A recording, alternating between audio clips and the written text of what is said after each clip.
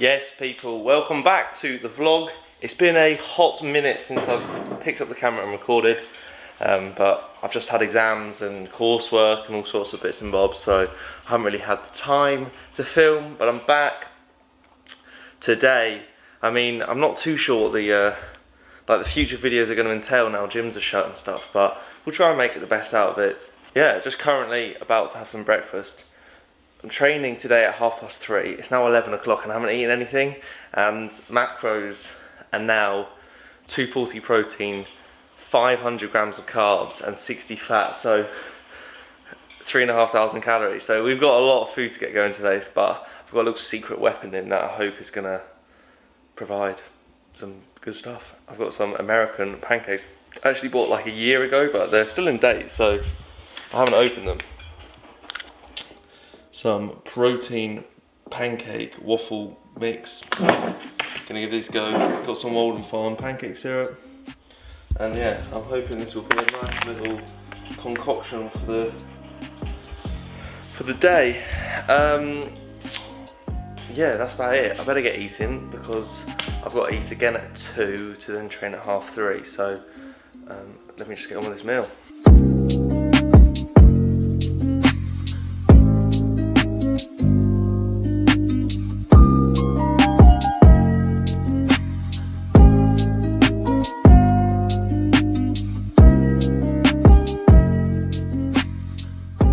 Afternoon everyone, just out on a little walk. 15 minutes before I work out around 3:30. So basically for the past few weeks I've done basically 0 steps a day, which has been really bad. Like, I don't know why. Well, I do know why. It's just because, well, I haven't had time to really go out and do lots of walking. So there's actually quite a lot of people around.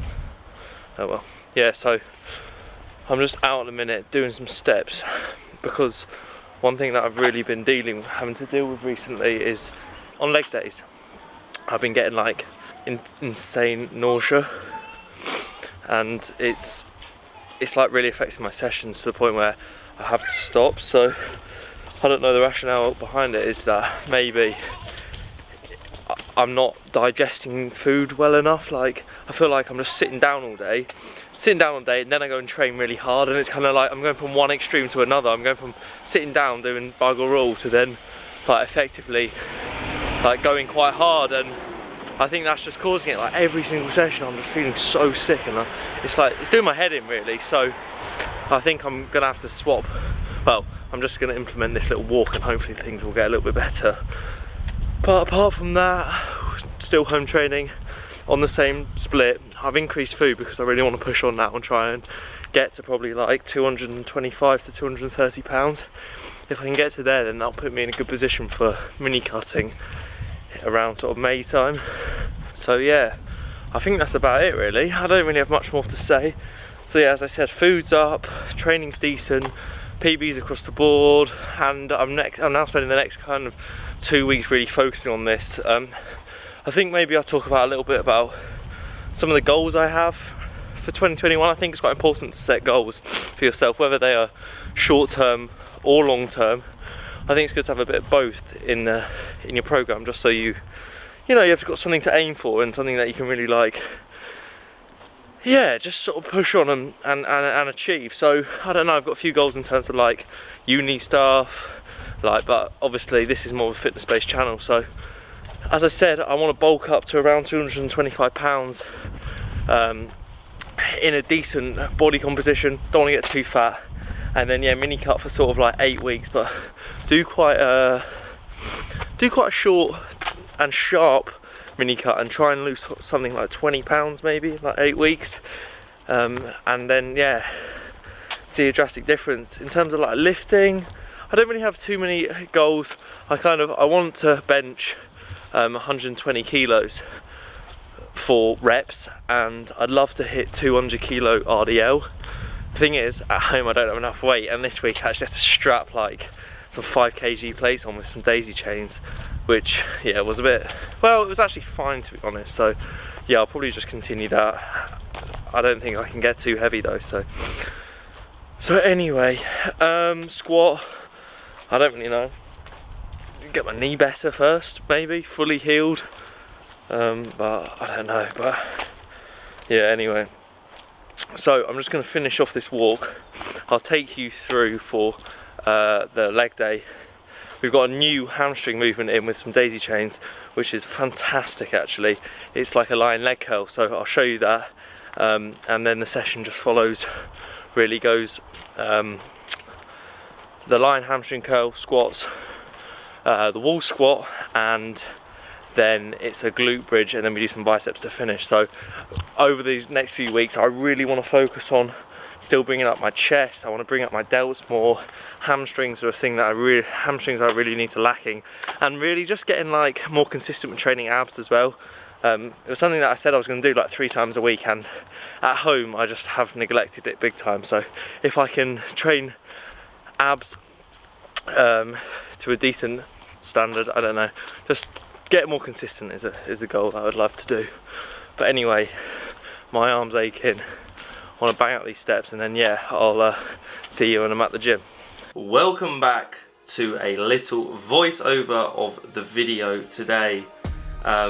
Apologies, as this video was meant to be going out yesterday, but one too many vodka cranberries on Saturday, and I was faced with the dilemma of either editing this video yesterday or watching Bohemian Rhapsody, and I mean, who doesn't love a bit of Queen? So yeah, I ended up doing that and sacking off the editing. I just, yeah, was not in a terribly fit state yesterday to create a YouTube video, but here we are, Monday, and I'm getting it done this time, and I'll have this uploaded as well. Obviously you're watching it now, so yeah, anyway, this was the leg day of the week, on the Saturday leg day, and from the clips you'll see, well, that you've already seen, we did a lying leg curl with a daisy chain and some cuffs and a band. It's quite a complex setup, but it's not really. You just like feed the daisy chain through the middle, get your carabiners, clip it onto your cuffs, and curl it.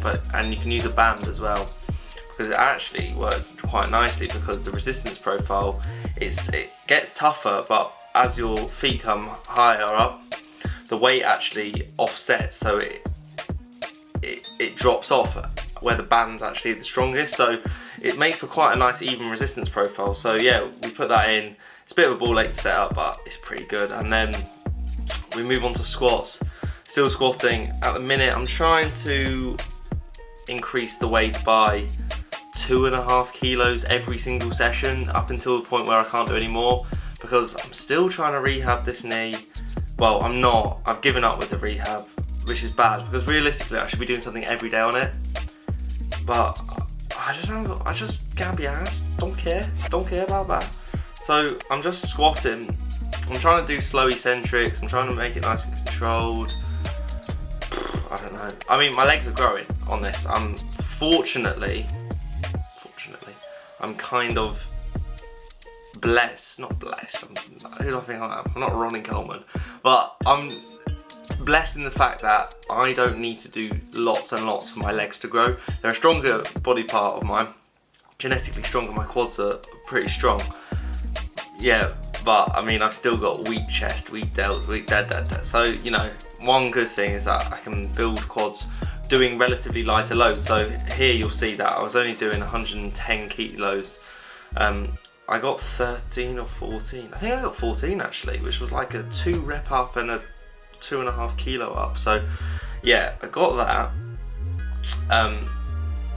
which for me is very light. Like, I've squatted 160 for 7 before. I mean, that was low bar, and I'm now doing high bar, and I'm considerably stronger with low bar, but nonetheless 110 kilos for a top set is very weak for me.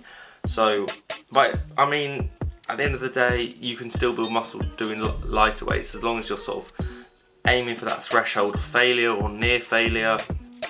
You're going to be achieving the same results, I hope. So yeah, we do the squat, and then we moved on to, look at me here, looking quite tired. Right, then we moved on to the glute bridge next. So before the session I said that we do the wall squat, then the glute bridge, but basically I just found that my quads were just getting a ridiculous pump from the squats and the wall squat, to the point where bending my knee in a right angle to do the glute bridge was just like nigh on impossible. So anyway, we moved that to before the wall squat, and it was actually a lot better. I was able to contract my glutes, because no one wants that flat pancake bum, do they? So yeah, then we moved on to the wall squat. This is the absolute GOAT of the home workout movements. Anyone can do this movement. I mean, you need a foam roller or something rollable, and then you can basically adapt it from there. So we've got a band for extra tension, and we also hold a dumbbell, like a goblet squat. But you can do it with anything. You can put a rucksack on and fill it with books or something, or as long as you've got a foam roller and a wall, you can do this exercise from home, and it's an absolute killer. So what we do is we go to failure on the weight, which for me was about 13 reps or something like that, and then we take the band, take the weight off, and keep going. I'm terrible at keep going. My legs just like fill up with blood so much, and I just get a ridiculous pump basically, and I end up collapsing on the floor. So yes, then we moved on to some biceps. Doing biceps 3 times a week at the minute, except actually on Tuesday I didn't even train arms. I was meant to, but like I said earlier in the video, I just keep getting this dodgy little nausea.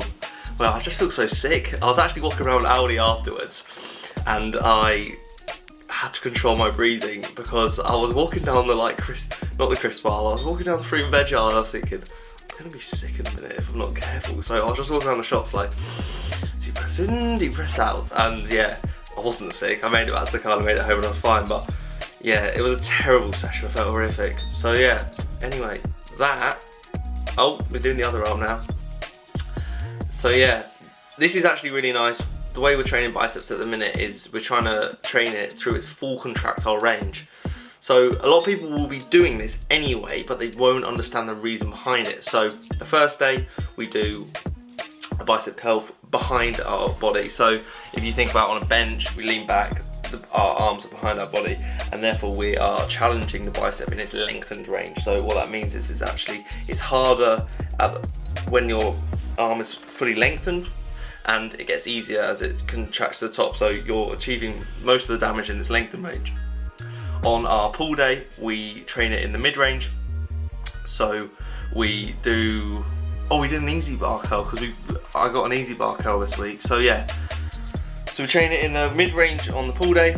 So arms just by our side. You could do this with a dumbbell curl, hammer curl, anything really, where your arms by the side, and you're really challenging it through all of the full range, but the distribution's fairly even. And then on this day we challenge it in its shortened range, so our arm is in front of our body, and it's very hard at that top peak shortened range. So fingers crossed I'll get some big biceps by doing this. I mean, a lot of people do this anyway, but I think it's quite good to understand why you're doing it, because you know, a lot of people will be doing seated curls, normal curls, preacher curls, but they don't understand sort of the reasoning behind it, which is something that I'm interested in. I'm interested in the science behind training. I'm not into bro science, you know, I'm into actual applying science to training, and that's something that I hope to demonstrate across. I feel like it's not very common for people my age, if you're not really into bodybuilding that much, to understand the science behind training, but it's something that I'm just really interested in, and applying to science and applying to training myself. So yes, that is the workout. I'm going to be back on the frequent uploads on Sundays, even though it's a Monday today, but I'm just going to get back to it because I enjoy doing it, and I want to be consistent. I want to grow the channel. It's another goal of mine as I talk about setting goals. Grow the channel. I don't want to say any numbers or anything. I just want to, you know, actions speak louder than words. I just want to achieve it without saying whatever. I just want to do it. So, if you have liked this video, please like it. Please subscribe. I'm on something like 75 subscribers now. So if we get 100 soon, I would be very appreciative of that. And yep, that's the video done and dusted. I'll be back next week for another one. And yeah, I'll see you in a bit. Cheers.